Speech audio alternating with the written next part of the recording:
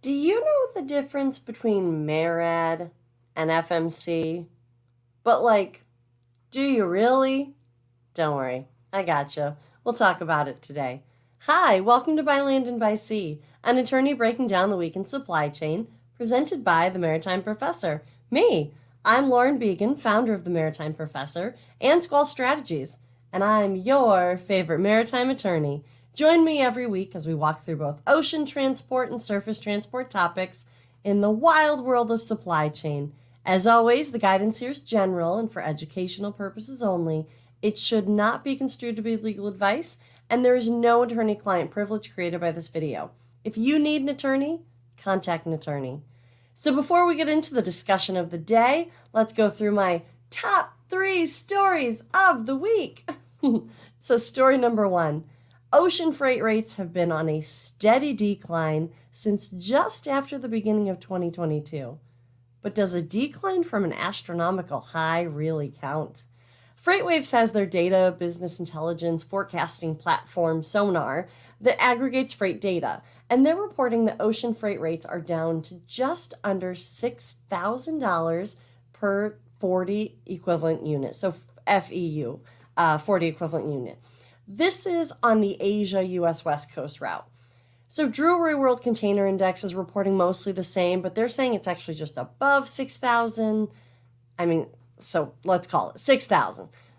So does it continue to drop? So let's put this into perspective here. So before ocean carriers were making billions of dollars in profits, before ocean freight rates jumped to the astronomical high rates of $20,000 for the same route, we're talking 6,000 today.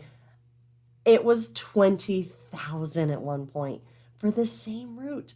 Before all of this, before COVID, you could ship a 40-foot container, Asia, US West Coast, for about $2,000. $2,000. Isn't that nuts? And we saw it jump to $20,000. Look, I believe the FMC when they say that they were seeing vigorous competition in the ocean shipping industry. COVID happened, and the increased demand for goods skyrocketed. So here's the next thought, though. How long does it go? Do we go back to $2,000 per FEU, 40 equivalent unit? Look, I don't know. FreightWave CEO and founder Craig Fuller said he thinks we're going to get down to below 4,000 by November. So it's being reported about 6,000 now. A couple more months and we'll be down to 4,000. I don't know. What do you think? We have more and more ships being ordered these days. Look, that increases capacity. And as capacity increases, but demand might stay flat or maybe even decrease as people start to spend their money on travel, dining, non-goods purchases again, we may see those rates start to go back down to normal, with heavy quotes around normal. Normal prior to COVID was $2,000 for an FEU. I don't know. Are we going to get back down there? It seems so crazy that we're even down to 6,000 off of 20,000. But it's even more crazy to think that we were at 20,000. I don't know. So story number 2. Last week, we talked about the FMC's request for comment regarding a potential emergency order that they have been giving the authority through OSRA, the Ocean Shipping Reform Act, to implement. So recall the FMC said that if they issue this emergency order, common carriers and MTOs would be required to share directly with relevant shippers, rail carriers, or motor carriers information relating to cargo throughput and availability. Well, we're already seeing the comments roll in, and the request was only posted a week ago, with the Federal Register actually just posting on Monday. So again, the agency can release it. Then they have to send it over to the Federal Register, which is kind of like the federal newspaper. It's where a federal agency has to submit it to be put into the public, which, classified ads in our local paper, the Federal Register for the federal agencies. They released the information last Thursday, the Federal Maritime Commission. It didn't hit the Federal Register until Monday, which means the 30-day comment tolling period started on Monday, which also means that comments are due September 14th. But we have 12 comments already filed on this. I mean, like I said, it only hit the Federal Register on Monday, and here we are Friday, and there have been 12 comments filed. One notable commenter that I do want to point out is the Association of Bi-State Motor Carriers. You may remember we spoke about them 2 weeks ago, and again a little bit last week, when FMC Chairman Dan Maffei took a ride up to the Port of New York, New Jersey, after the Association of Bi-State Motor Carriers wrote him a letter raising concerns about equipment availability and demurrage and detention charges. Now remember, this was when Chairman Maffei said that he wanted to ensure that carriers do not receive involuntary subsidized storage for empty containers that belong to them. If it can be shown that a shipper or a trucker is not allowed to return a container, then not only should they not be charged per diem, but the carrier should compensate that trucker for the space it takes up. What was he saying? Not only does he not want you to pay for bogus detention, but he says you should probably get reimbursed for having to keep that empty while you can't return it, because ultimately that's a burden on you. That all started because the Bi-State Motor Carriers sent a letter. The Association of Bi-State Motor Carriers sent a letter to the commission. So here they are submitting comments for this emergency order, request for information, and they are in strong support of the emergency order, stating that the lack of adequate information sharing has created this emergency situation that is adversely affecting motor carrier operations. They cited a few different things for the reason for that. They cited a lack of transparency regarding a number of containers on last free day, potential gate demand. They cited a lack of transparency regarding appointment availability. They cited lack of transparency on empty container return capacity, a lack of visibility on MTO restrictions, marine terminal operator restrictions, and other barriers to terminal entry, and a lack of historical documentation of circumstances when freight movement is restricted. So actually, everybody that has so far filed a comment has either been just generally in favor, but actually most comments are strongly in favor of the issuance of this emergency order.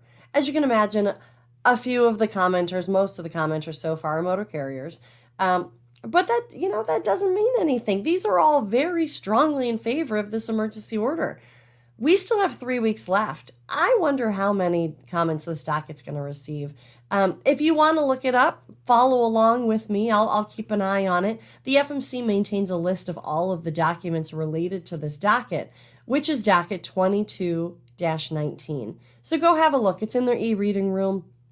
You can go check it out and watch. Not in real time. It doesn't get posted as soon as it comes in, but it does get posted really frequently. You can see it's almost a daily update that the FMC does. So go have a check. Story number 3.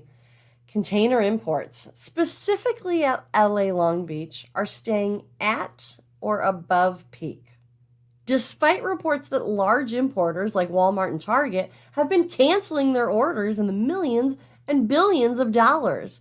So this was an interesting story. Greg Miller covers this in the American Shipper, and he said that year-over-year imports are up 3%. So we're still up now 3% more than we were this time last year. And we're actually still up 15% from pre-pandemic levels.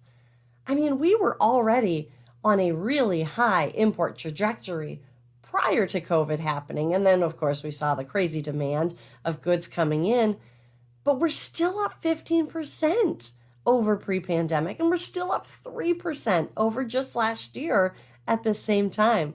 That's so much cargo coming in. Just wanted to point that out. All right, well, let's switch gears here. Let's get into the meat and potatoes of the day. Look, we don't have any new rulemakings coming out of the Federal Maritime Commission this week, and I only say that because we are on a rulemaking watch for those 3 OSRA required rulemakings, the Ocean Shipping Reform Act required rulemakings.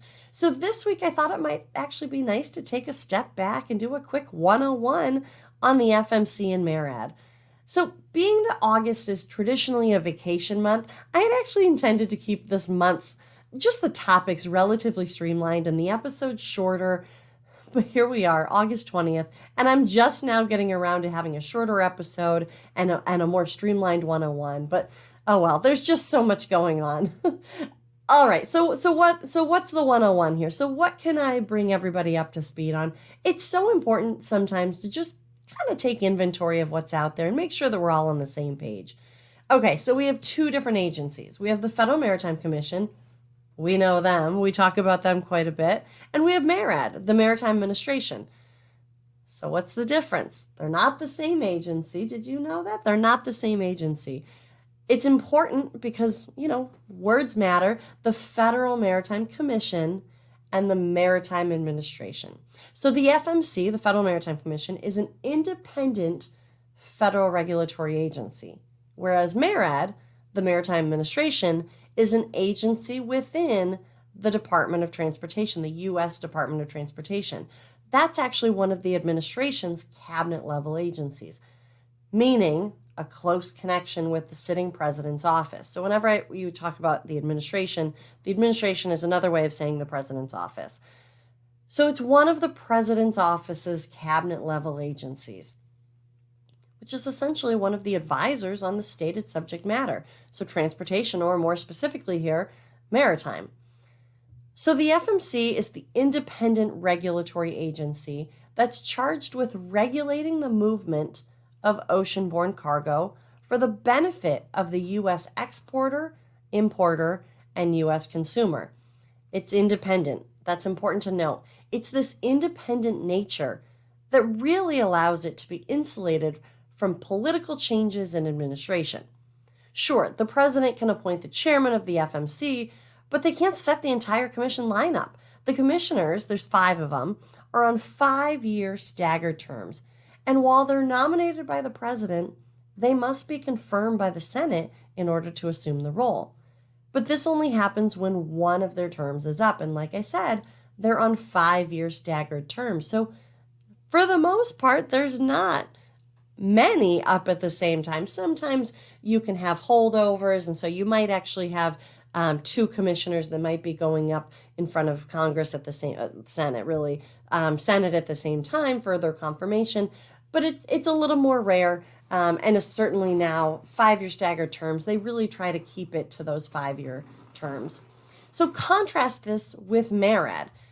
There's only one main person in charge. It's not a commission of 5 commissioners, with one being the chairman. At MARAD, there's essentially an executive hierarchy, with the Maritime Administrator, Ann Phillips currently, as the lead. The role of the Maritime Administrator does change with administration changes. That lead role, the Maritime Administrator role, can be swapped out when a new president comes in. I should also note the president, the executive office, can only make recommendations to the FMC for action.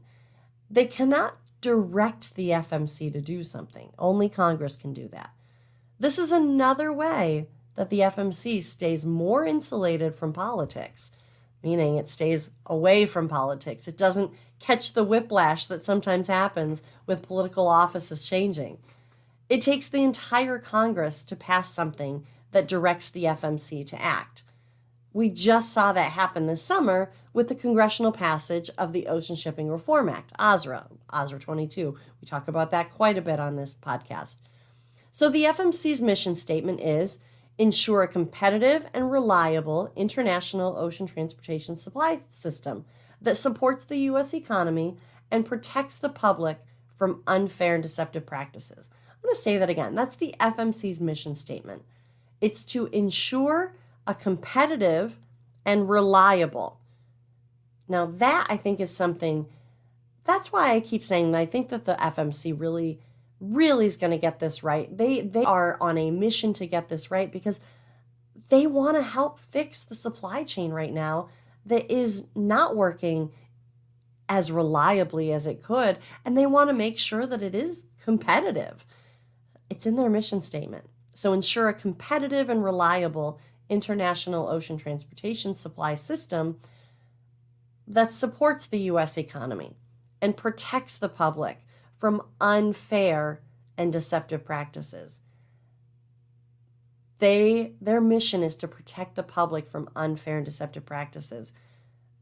Guys, we're going to see a lot of rulemakings coming out over the next weeks, months, that hits exactly on this, unfair and deceptive practices. So looking at MARAD's mission statement, it's to foster, promote, and develop the maritime industry of the United States to meet the nation's economic and security needs. I'll read that again. MARAD's mission statement, to foster, promote, and develop the maritime industry of the United States to meet the nation's economic and security needs. Even just looking at the words used. So FMC has protect public, competitive, whereas MARAD is foster, promote, and develop. So essentially the FMC is the regulatory arm, while MARAD is the promotional arm. So you can't really have the same entity regulating the industry also be giving out money in the form of grants and funding. And that's exactly part of the rationale behind splitting the two agencies. Yes, that's right. These two agencies used to be one.